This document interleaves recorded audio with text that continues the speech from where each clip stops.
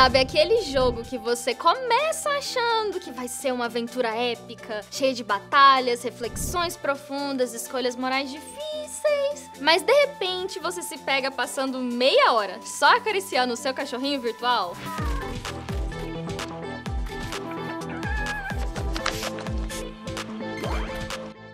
Pois é, hoje o papo é sobre jogos que derretem o nosso coração, seja porque temos um companheiro animal fiel ou porque a gente é o próprio bichinho. Dos fofos aos caóticos, dos leais aos ligeiramente demoníacos, esses jogos mostram como o vínculo com criaturas, reais ou fantásticas, podem transformar completamente uma experiência. E claro, antes de começarmos essa lista cheia de patas, penas e bigodes, já deixa o seu like, se inscreve no canal, ativa o sininho, porque aqui no Universo Plural, o único bicho que você precisa domar é o algoritmo. Começando com o óbvio, mas necessário, Stray, um dos maiores sucessos indies dos últimos anos. Esse jogo colocou os jogadores na pele de um gatinho de rua, em um mundo pós-apocalíptico habitado por robôs. Sim, você é um gato. E isso muda tudo. Desde o jeito que você explora o cenário até as interações com os personagens, tudo tem aquele toque felino. Miar, derrubar objetos de propósito, se esfregar nas pernas dos robôs, é simplesmente maravilhoso. Mas o jogo não vive só de fofura. Ele tem uma narrativa tocante sobre solidão, humanidade, mesmo num mundo sem humanos, e a busca por conexão. Você se sente vulnerável, curioso e esperto, como um verdadeiro gato explorando um mundo estranho.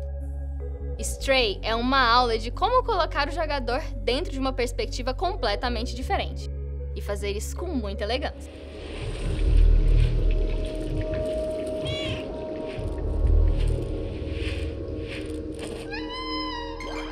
Se em Stray você é o bichinho, em The Last Guardian você tem um companheiro. E que companheirão, viu? Trico é essa criatura gigante, meio ave, meio mamífero, meio, sei lá o quê. É uma criatura das mais carismáticas da história dos videogames.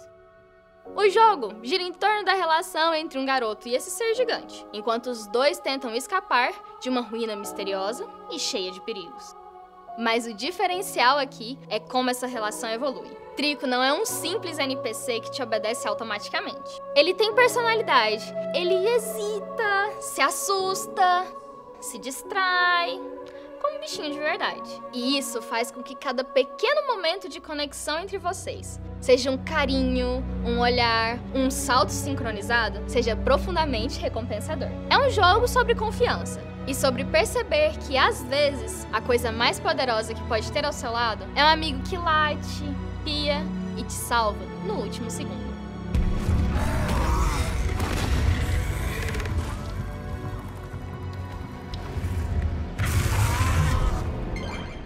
Agora vamos para um clássico que mistura arte, mitologia e uma loba divina. Em Okami você controla a Amaterasu, a deusa do sol, reencarnada como uma loba branca. E olha, poucos jogos conseguiram juntar tanta beleza e mecânica criativa num pacote tão especial. Você não só combate o mal num Japão inspirado num folclore tradicional, como também pinta o mundo ao seu redor com um pincel celestial. Literalmente, você pausa o jogo e desenha símbolos que afetam o ambiente, resolvem puzzles ou derrotam inimigos. A Amaterasu não fala, mas a sua presença, sua graça e seu jeitinho de correr com algumas flores brotando atrás dela dizem tudo. Okami é uma ode à natureza, à arte e às forças das criaturas que, mesmo em silêncio, carregam o mundo nas costas.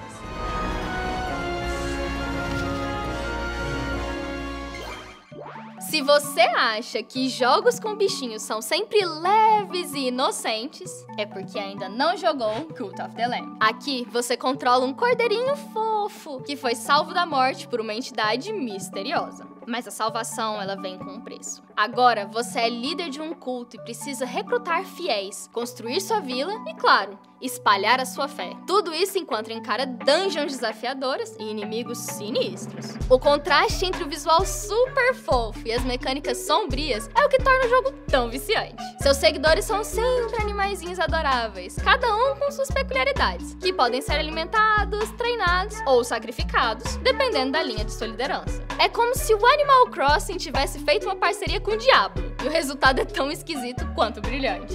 Um jogo onde você é um bichinho carismático, liderando outros bichinhos tão fofinhos quanto, em nome de uma entidade cósmica do mal. Normal, pra alguns apenas uma terça-feira.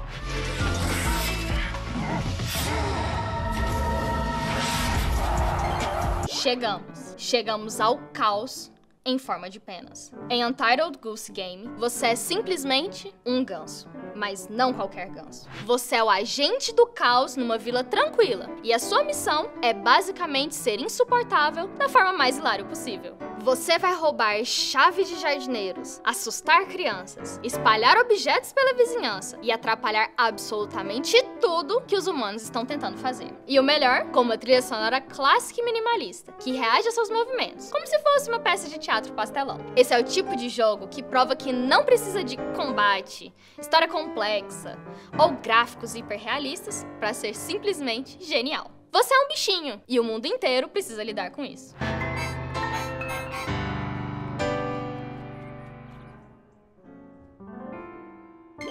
E pra fechar com chave de ouro, um dos jogos indie mais marcantes dos últimos anos, com a sequência mais esperada, implorada, desacreditada, porém nunca esquecida, Hollow Knight. Aqui você é o cavaleiro, uma criatura misteriosa, pequenininha, de olhos vazios e uma capa esvoaçante, explorando um reino subterrâneo devastado, habitado por insetos e seres tão enigmáticos quanto você. Não se engane pela aparência fofa do personagem. Hollow Knight é desafiador, melancólico e cheio de surpresas. Você vai saltar por plataformas precisas, enfrentar chefes insanos e descobrir aos poucos a história trágica de Hollow Knight, um mundo belamente sombrio. O mais interessante é que, mesmo sem muitas falas ou explicações diretas, o jogo consegue criar uma conexão profunda entre o jogador e esse pequeno ser silencioso, quase como se ele fosse seu pet espiritual, lutando por algo maior. É um jogo que mistura exploração, combate e contemplação, com uma direção de arte impecável e uma trilha sonora que arrepia. Um bichinho? Sim, mas com peso